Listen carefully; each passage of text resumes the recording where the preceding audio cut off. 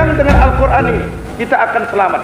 Al-Quran, Ahlul Bait, keluarganya Nabi Muhammad. Ini yang harus kita pegang, saudara-saudara. Berkata saya punya bapak, bila manusia berpegang dengan Al-Quran dan Ahlul Bait yang memperjalankan itu Al-Quran, karena Al-Quran itu tidak bisa berbunyi, tetapi dibawa oleh ulama-ulama Ahlul Bait.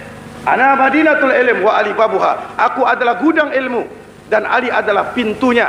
Sumber ilmu dari Rasulullah, pintunya melalui Imam Ali, tidak terputus sampai pada Imam Ali ibnu Abi Thalib saja itu pintu, tetapi mengalir dari pintu ke pintu, dari pintu Imam Ali ibnu Abi Thalib kepada pintu Imam Hasan, Hussein, Imam Ali Zainul Abidin, Imam Ja'farus Shadiq, Imam Muhammadul Baqir, Imam Fadhil Muqaddam, ulama-ulama Ahlul Bait yang sampai masuk di mana negeri kita membawa agama Islam.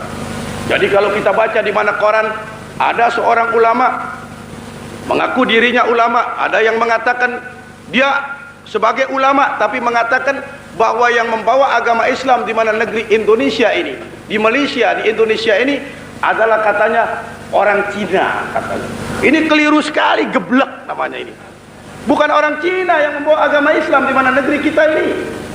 Agama Islam itu daripada Imam Ahmad bin Isa al-Muhajir. Itu dari negeri Basra dia masuk ke Yaman membawa agama Islam. Sampai di mana Gujarat, di mana India itu ulama-ulama Ahlul Bait, keluarganya Nabi, turunan Imam Ali ibnu Abi Thalib yang merupakan pintu gerbang ilmu, membawa ini agama Islam. Mereka itu masuk di India tidak bawa istri.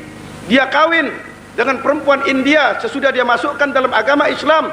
Turunan-turunan mereka itulah yang menyebarkan agama Islam sampai di mana negeri kita.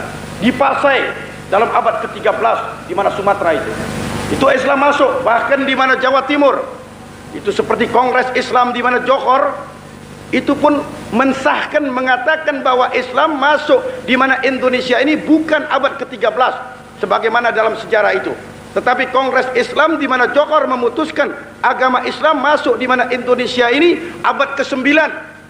Itu diketemukan kuburan Fatimah di mana Jawa Timur, di mana Gresik itu. Jadi Islam sudah masuk dibawa oleh ulama-ulama Ahlul Bait. Jadi kalau ada orang ngaku kiai mengatakan bahwasanya yang membawa agama Islam ini orang Cina, orang India, itu geblek dalam sejarah, saudara-saudara. Lihat itu magam-magam ini, gubah-gubah yang ada ini. Apakah itu ulama-ulama Cina? Luar Batang lihat tuh Habib Husain bin Abi Bakar Al-Idrus. Apa itu ulama Cina? Tidak, ulama Ahlul Bait yang membawa agama Islam. Malik Ibrahim itu siapa? Lihat itu Ahlul Bait, itu bapak saya bikin silsilahnya, masih tertulis di mana maktab, di mana perpustakaan saya punya bapak itu silsilah Malik Ibrahim. Itu turunan Ahlul Bait. Itu Wali Songo itu turunan Ahlul Bait, turunan Imam Ali ibnu Abi Thalib. Itu kamu lihat saja ulama-ulama yang terkebelakang abad 17, abad 18 di Pekalongan, di Tegal, di mana Surabaya, di mana Gresik, itu ulama-ulama Ahlul Bait yang membawa agama Islam. Tapi kalau satu orang ngaku kiai mengatakan yang bawa agama Islam ini ulama Cina, dia hasut, saudara-saudara. Dia geblek, dia hasut. Kenapa? Dia takut pengaruh ulama habaib, ulama Ahlul Bait, sehingga dia tutupi perjalanan perjuangan ulama Ahlul Bait ini. Padahal pengakuannya ngakunya cinta ulama Ahlul Bait, tetapi sebenarnya mereka itu tidak cinta, berkedok, saudara-saudara. Jadi ini jelas bahwa yang membawa agama Islam di mana Indonesia ini adalah turunan Imam Ali ibnu Abi Thalib, turunan Rasulullah. Imam Ali ibnu Abi Thalib merupakan pintu gerbang ilmu. Ana madinatul ilm wa Ali babuha. Aku adalah gudang ilmu dan Ali adalah pintunya. Nah inilah ulama-ulama Ahlul Bait. Habib Ali bin Abdurrahman Al-Habsyi, apakah turunan Cina? Tidak. Ulama Ahlul Bait yang membawa agama Islam di mana kota Jakarta abad 19, abad ke-20 mengembangkan agama Islam ini. Habib Ali naik getek jalan kaki, begitu juga Habib Abdullah bin Muhsin Al-Attas di mana Bogor, mereka pun juga penyebar-penyebar agama Islam.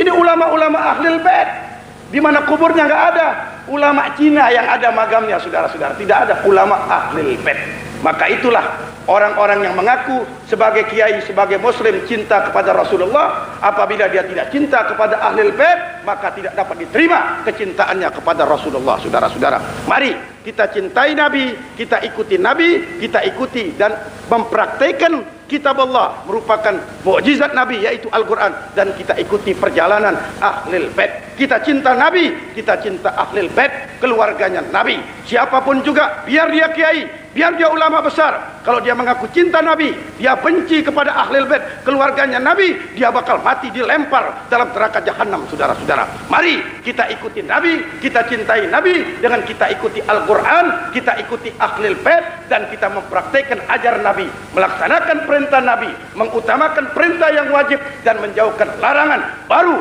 kita menjadi umat kuntum khairu ummatin ukhrijat linnas ta'muruna bil ma'ruf wa tanhauna 'anil munkar wa tu'minuna billah. Beriman kepada Allah, beriman kepada Rasulnya, mempraktikkan daripada ajaran Al-Quran dan mengikuti, menyintai ajaran Rasulullah, mengikuti dan menyintai Ahlul Bait dengan menyintai Allah dan menyintai Rasulullah. Rabbana atina fid dunya hasanah wa fil akhirati hasanah wa qina adzabannar. Wassalamualaikum warahmatullahi wabarakatuh.